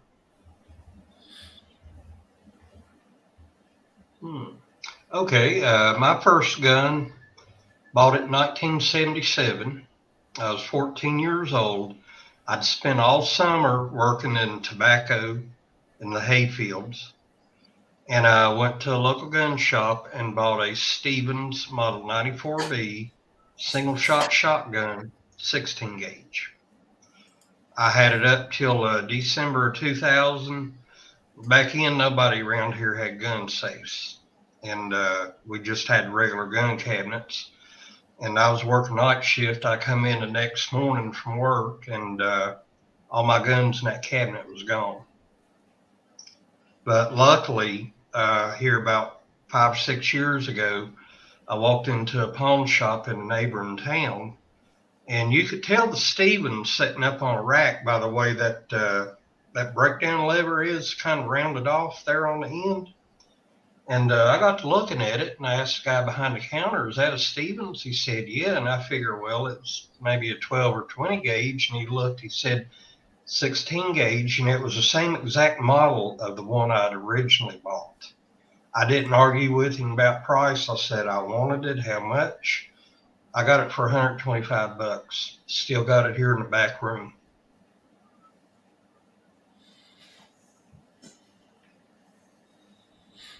So was it the same gun? No, sir. Unfortunately not. I pretty well knew once I come in and saw that empty gun cabinet, you know, I'd never see any of those again. But, you know, I didn't figure out how they got them out until just a few years ago, because that same gun cabinet's up in my garage. And back in, you know, how gun cabinets were, and then I turned around and looked at the back of it, and it was just basically cardboard. And the staples in it, some of them looked pretty loose. Whoever got in there just must have took a screwdriver, pried the staples out, and then put more staples in after they got them all out. No kidding. No Like kidding. they didn't think you. Didn't think you noticed it being gone, huh? I walked in, the cabinet was still locked. Now I had the keys in my truck, which I took to work at night. I don't even know how they got in my home. My goodness. You know, I had my father's Ruger Mark I standard pistol. It was gone. Several others, you know, and stuff like that. You know, when you get guns stolen, most times you'll never see them again. Yeah. I've only had one gun stolen. It was my first rifle, and Well, my first rifle was included in that, a Marlin Model 60 I got for Christmas back in like, I was maybe 8 years old, 1970 or something like that. And when I got it, it already had the scope on it. That got gone with it as well. You know, that just tore me up, and it still makes me sick to even think about it. But, you know, I was lucky to find this other 16 gauge. Yeah. and I haven't seen one like it since. Well. All right. So who we to? Jamie? Yeah, the first gun I bought and paid for with my own money was a Marlin Model 60, and the second one was a Marlin 336 and 35 Remington. I still have both of them today. All right. Nice. There's the All fence. right. Gene. Mine was a BB gun. Got it from the Western Auto Supply. I do not remember the brand name on it. It was probably generic, but it was a loop action, and one time, and it was a spring cocking action. So, man, one time on that loop, and it was ready to fire again. It was nice, man. I loved it. I grew up with it. Yeah, so mine was a BB gun. Hey, don't judge. Yeah. I kept the cats away from the trash for a long time. What was the first firearm or whatever that you had? Man, that take your eye out. What you talking about? Had a couple 22s growing up. Well, I mean that you purchased. Yeah, that I purchased. Okay, awesome. Yeah. My grandfather would take me to the local shop, which Western Auto Supply, where you could buy guns over the counter. Uh-huh. I had a couple 22s growing up. Models and names have been long lost. To me, back then, it didn't matter. It was the point that I was out shooting with my grandfather. Oh yeah. So that was the most important part of it. But those have been long gone. Yeah. The first one I bought as an adult was a Smith & Wesson 38 Special. Cool. All right, Mac man, what was the first gun that you purchased yourself?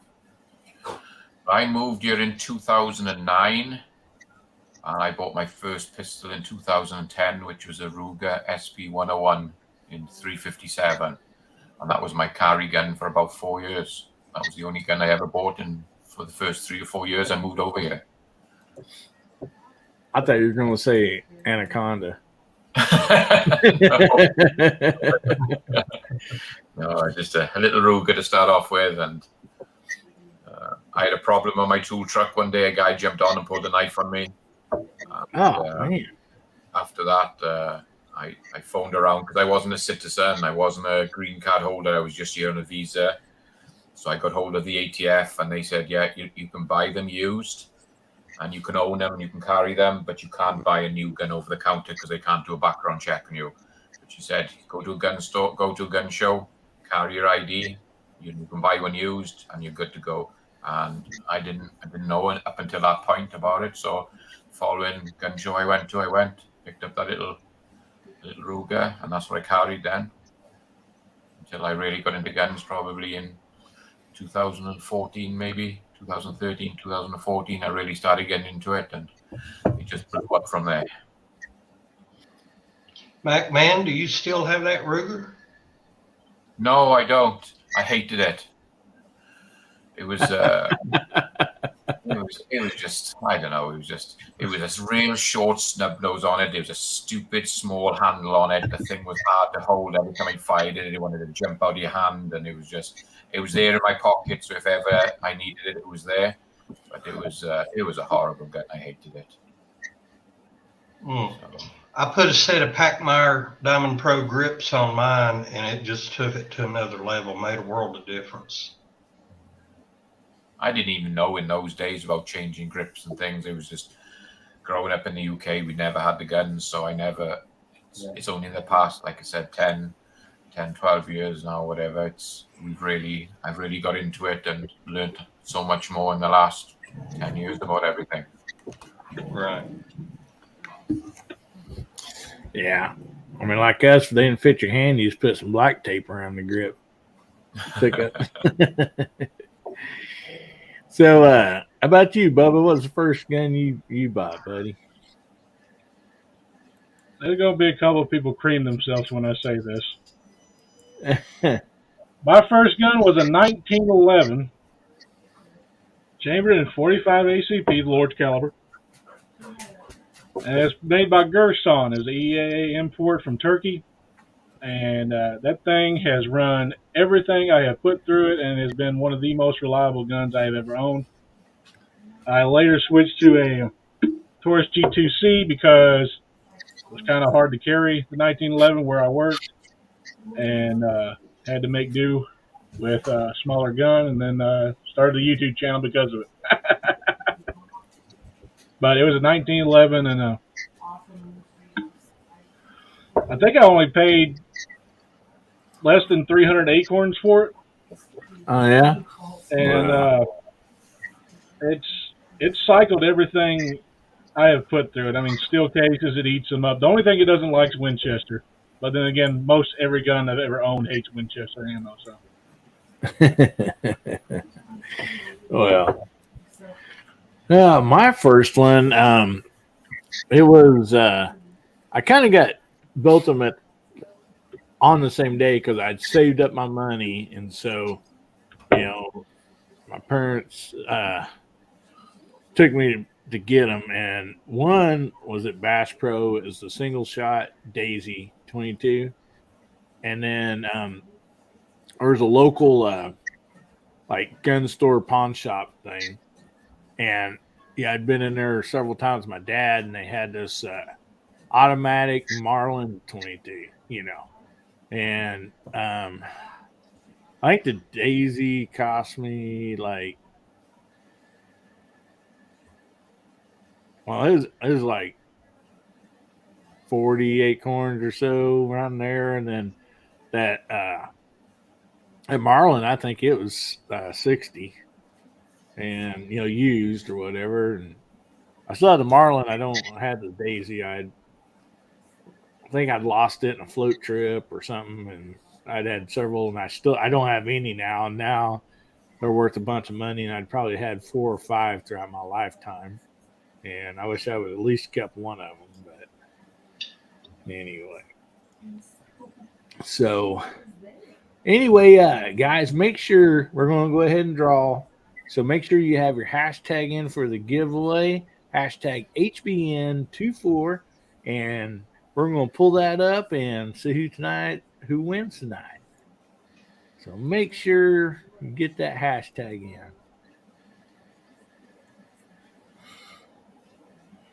Let me get this pulled up here. And I hit the wrong button.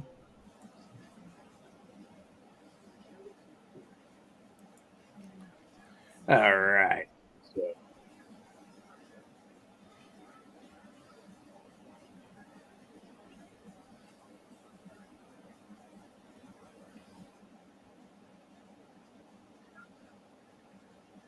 I don't do this thing. Let me try it again. Did not pull it up. Let me see.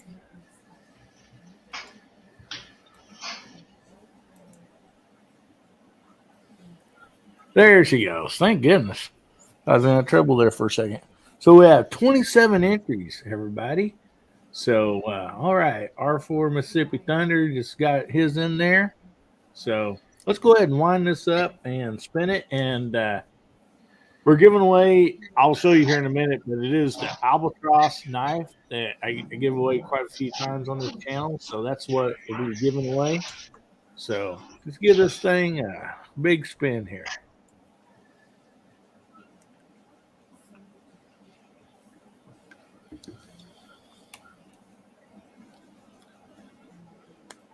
Dwayne 7834. Congratulations, buddy. Good job. Dwayne, or is it Dwayne? Dwayne. It's a skit. All right. All right, buddy. I will put my email address up here in just a second. I got your name written down there. And congratulations on winning, man. That's awesome. So happy for you. So email me here. And also, Dwayne, that comes in, or let me show you here a little bit. I think everybody may have seen it before, but It comes in black, red, green, or blue, and it's a cool little knife. Great to keep in your range bag and console of your vehicle. Got a nice little blade on here with a bottle opener. Does have a belt clip. It's got a window breaker on it. Seatbelt cutter, a rope cutter.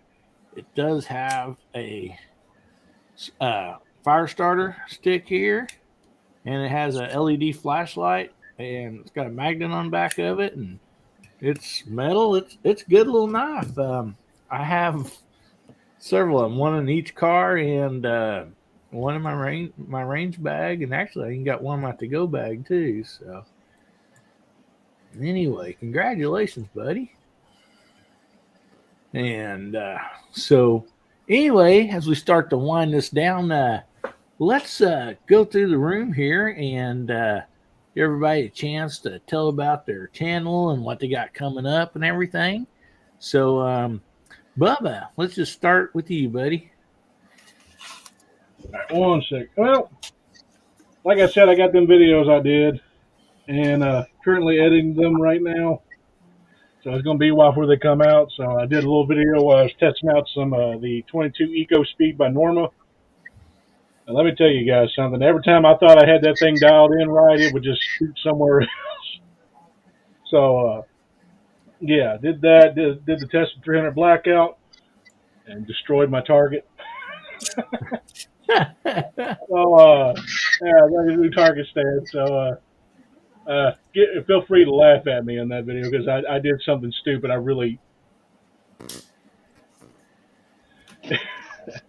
I forgot how to sight in a red dot for like 5 minutes. I really should have went to sleep before I did that.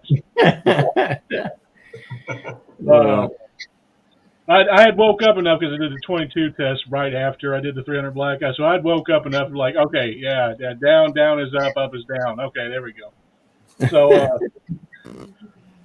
feel free to laugh whenever I get the video finished and all that other stuff. But as far as anything else is concerned right now, I did get some of the parts in for my 5.7 I'm building, and I also got a lot of my new Starline brass. Got some H110 powder and stuff. So we're going to be doing some reloads here soon, hopefully. Just waiting on the primers to come in, and yeah, Brownell's package finally came in for me. So yeah, that did it. So did you find out who delivered? Which delivery was it? It was FedEx. FedEx, huh? And wow. I made a couple little short videos, right, where I was just like, yeah, I sat there and I waved at the guy, and he went back and said that I wasn't home. Well, yeah. And he waved back. Maybe he didn't think you. Maybe he didn't think you looked like a Bubba. Ain't nobody in my neighborhood look more like a Bubba than me. So, yeah, as far as I'm concerned right now, if Brownells is going to use FedEx again, I'm probably not going to order from Brownells ever again. If they switch to UPS, different story, because I've never had any problem with UPS. Yeah. So, yeah.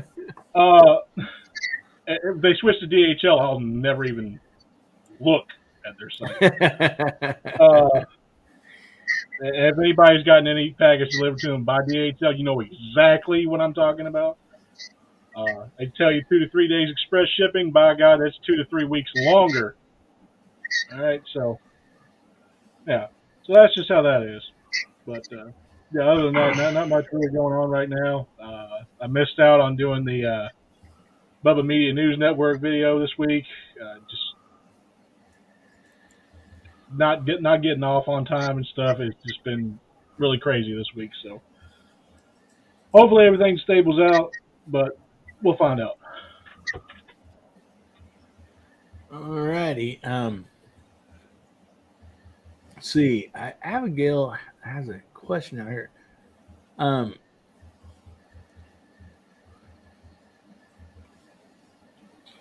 She's carrying on conversation with Info Bros, man. Okay, so you get it answered or whatever? She's asking him questions. Okay, all right, cool. I just want to make sure we didn't miss something there. So, all righty. Okay, Mac Man. what you got coming up? Tell us a little bit about your channel. So we obviously got the live stream coming up Monday, 6 Arizona, 9 Eastern. So we've got that coming up. And tomorrow, guys, I'll be doing the draw for my 600 sub giveaway. If you haven't seen it, there's a little pocket knife with a glass breaker. There's a belt clip on it. And what's best about it, it is a out the front knife. So I'm giving that away. I'll be doing the live stream tomorrow, just a small one, just to get everybody set up, and we'll do a live stream on the draw for that. So you just need to go over onto my channel, MacMan039 Reloading, look for the 600 sub giveaway, and any comment you like, anything you want to do, say it just in the description, and that will get you in the draw, and I'll do that draw tomorrow. Dropped a couple of videos today, the new FNX 45 Tactical and FDE I picked up yesterday. So I did an unboxing and tabletop review on that. Awesome. Yeah. Follow-up video on the live stream I did last week on neck turning. So we used the 21st century neck turner, and I got a load of 308 finish up today. So they're all neck turned, Starline brass. So that I dropped that video this morning. I got the second part of the loading the 4570 from start to finish. That'll probably drop tomorrow. I just got to finish that one off tonight, and in the morning I'll get that to drop. And then that's about it at the moment for me. So don't forget my live stream Monday night, and I'll be doing this draw tomorrow for the 600 sub. All right. And I don't know if that knife is the same one that I won from you, but it looks It's the large similar version. and got the glass burner. It is a wonderful knife, guys. I absolutely love this knife. I use it all the time. So you'll definitely want to get entered that contest and get that and win that, because it is sweet.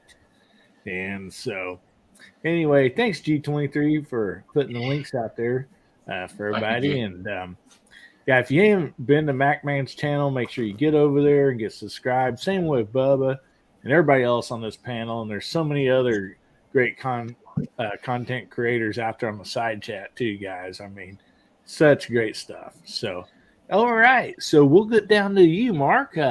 What all you got coming up this week? You want to tell about your channel and stuff? Well, I plan on doing my hashtag Let Freedom Ring video this coming week. Have it up 4th of July. Also got 2 Rossi rifles, both chambered in 22 LR. Nice. One of them's what they call a gallery gun pump action, and the other's lever action. The lever action, I got it as a Christmas present for myself the year before last. I put it in a box and put it up, and I haven't shot it yet.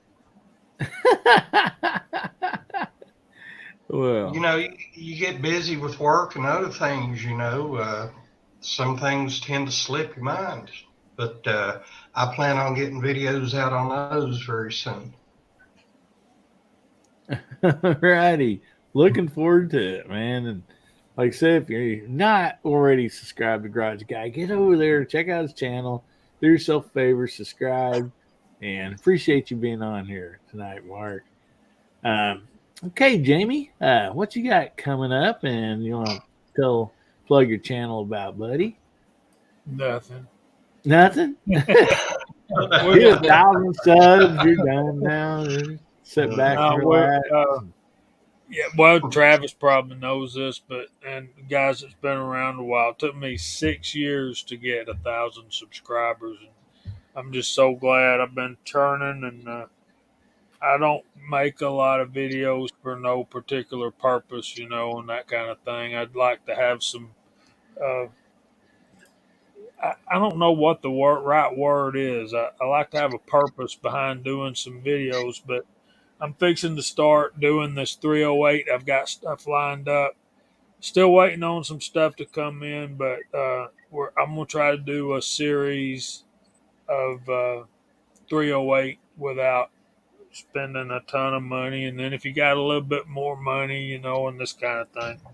So that's where I'm at. Of course, we always have Georgia Shooting Connection on Friday nights at 8 o'clock, go to 10 o'clock Eastern time. And I'm going to bed because I've got to teach Sunday school at 9 o'clock in the morning. It's almost midnight. And Travis, I got your email, and Yeah. I'll be sending you an email, buddy. Yeah, that's fine. Yeah, I'll add you to the list. Hopefully, I won't forget you. So, yep. All right. Thanks for having me, guys. I'm going to bug out on y'all. Well, thank you so much, Jamie, for being on here. It's always a pleasure every time. And guys, go over to Jamie's channel, check him out, subscribe. Great guy, great channel. And so appreciate you, buddy. You have a Thank good you, evening. man. Happy Father's Day, all you guys. Thank you. Same to you, buddy. Night, Jamie. Later, man. Real quick, I meant to bring this up, Mark. Guys, if you don't know what Let Freedom Ring is, and when to have those posted and what hashtag to use, you want to tell about that real quick, Mark? All right. These videos are they're very patriotic, very pro 2A. I can't remember who started them. Scotsman would know a lot more about that than I would. But the Crazy Scotsman started them, actually. All right. Okay. I believe he's the one that actually got that going for the Let Freedom Ring. Right. Yeah. But what the purpose is, from what I understand, you get out there, and you just start shooting hard and fast, and that's a lot of the videos I've seen that type. You're celebrating your 2A freedom. It's just You not bet. about the 4th of July. Yeah, celebrating our freedom and our Second Amendment and everything. And so you use the hashtag Let Freedom Ring. And when did you say people try to get them posted? What time, Gene? You said 5 o'clock Eastern time? Yes, 5 p.m. Eastern time is when they should be scheduled to be released. So if you'll do the recording and then schedule the upload at 5 p.m., everybody's hits it once, and it floods it. What it does is it floods YouTube with 2A friendly content. All right. And I'm writing that down so I can remember and keep reminding people.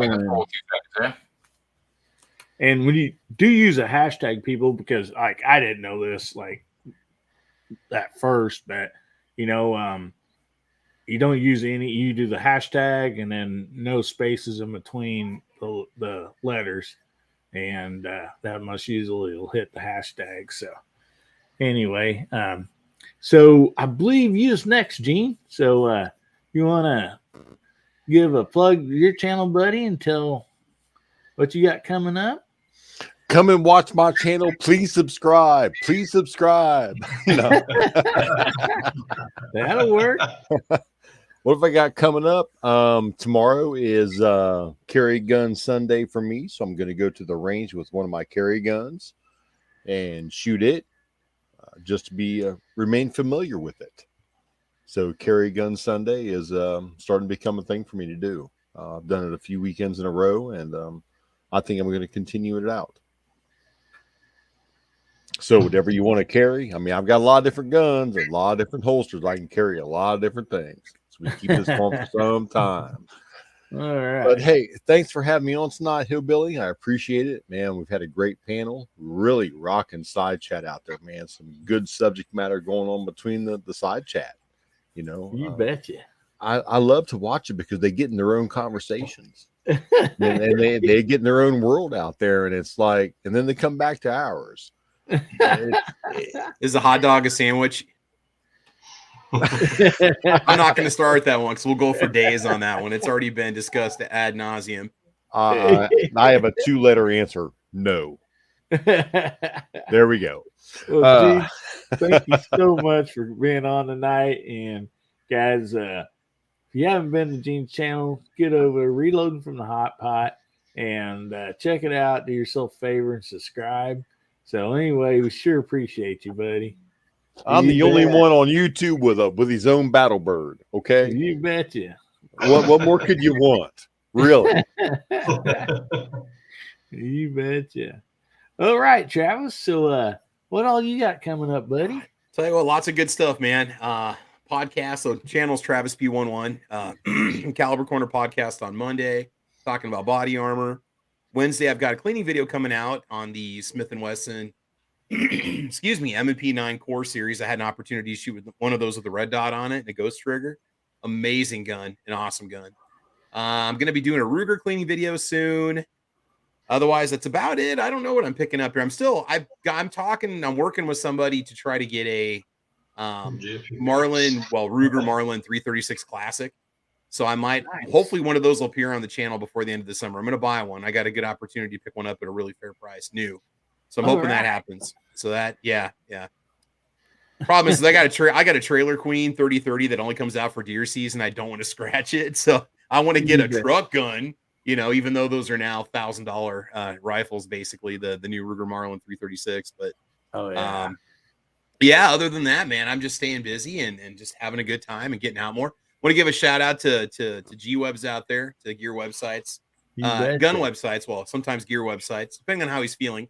He is my mentor, and I want to thank him for sending me the patch panel behind me. So, nice. I would have one just for the longest time. What I used to do when I did my monthly drawings and stuff, and when I saw people, I didn't keep the patches. I would get them from people and pass them on to other people. And then I realized, like 7 or 8 years later, I have no patches. So he hooked me up with patches at one point or another that I probably owned. So he really took care of me. Otherwise, good stuff, man. Yep. Yeah, G-Webs is awesome, man. Heck yeah, man. Awesome guy. He's awesome. And and you just got through with you and Defense Dad with your guys' awesome event, Thunder on the Prairie, and so you're already making plans for it for next year. Yep, Thunder on the Prairie 2024 is going to happen first weekend in June. We're talking to Meat Ammo again as an ammo supplier for the event. And I'm hoping we can work with them a lot more too, just in general. So that's going to happen first weekend in June, $25 per day. And we might make 3 days out of it. I don't know. Because the second day was an opportunity for YouTubers to film on a range, their own section of the range, supervised with RSOs, and they could shoot, have fun, walk down to the targets, come back, just them on their own section. So it gave people an opportunity to film at a range, and a lot of these guys can't do this depending on where they live. Yeah. It was just a fun event. It was a full day of that. I think that's pretty much about it, but it's going to be a good time. Awesome, man. Looking forward to it. Hopefully I can make this next year. Yeah. It's like I said, we have options for, the bunkhouses there. It's got really nice accommodations if you don't want to get a hotel. So that's limited, but people took advantage of it and they've done it for the last couple of years. Awesome, man. That's it sounds like a blast. And it was awesome. Yeah. 2 days of gunfire, man. I want to shout some of the other shows and lives it comes on to the week, and man, I know I'm going to miss somebody's show, or probably one or two. If I do, I am sorry. Get a hold of me and let me know, and so I can get it on the list. But gun websites, he's back up to doing shows.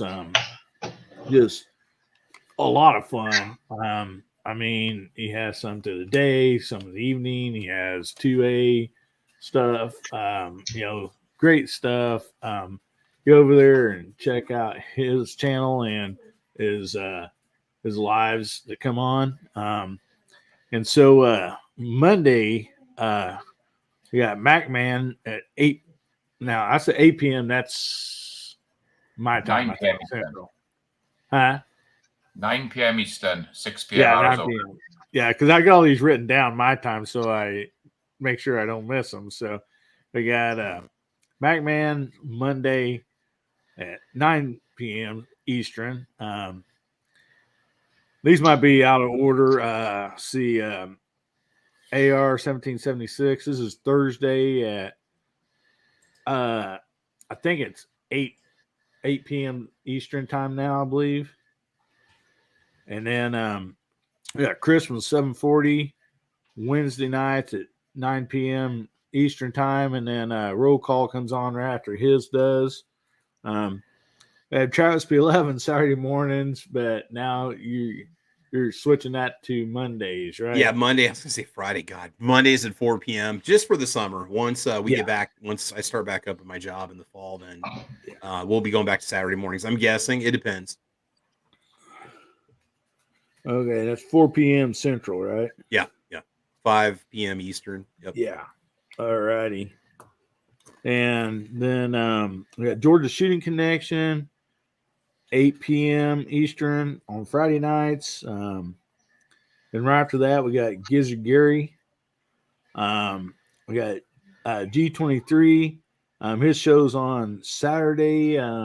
Is it 6 p.m., I think? Correct me, G23 there on the time. I believe it's 6 on Saturdays. And we have DM Foss on Saturdays, and then Sunday we have Scottish American on it. I believe it's 6 p.m. 7. 7. Okay, 7 Eastern. Okay, yeah, and then anyway, and there's a lot more that I'm missing, guys, and I'm sorry if I missed it. Let me know, email me or something, and I'll put up a list here so I can get everybody's streams on there. And so anyway, I just want to thank you all. The panel, it's been awesome. The side chat, I mean, it's been a blast. And Mark, if you ain't got to go anywhere, hang on after the show. We can visit All right. too. And anyway, I just want to thank you all so much for joining us tonight. I hope you had fun. That's what it's all about. We're just having fun. And so I just want to say, remember, God, family, and country. And make somebody's day better. It's easy to do. It don't take much to make somebody's day better. So make somebody's day better. And if the good Lord's willing and the creeks don't rise, we'll be seeing you again. I love you, Hillbilly Nation. Everybody say goodbye.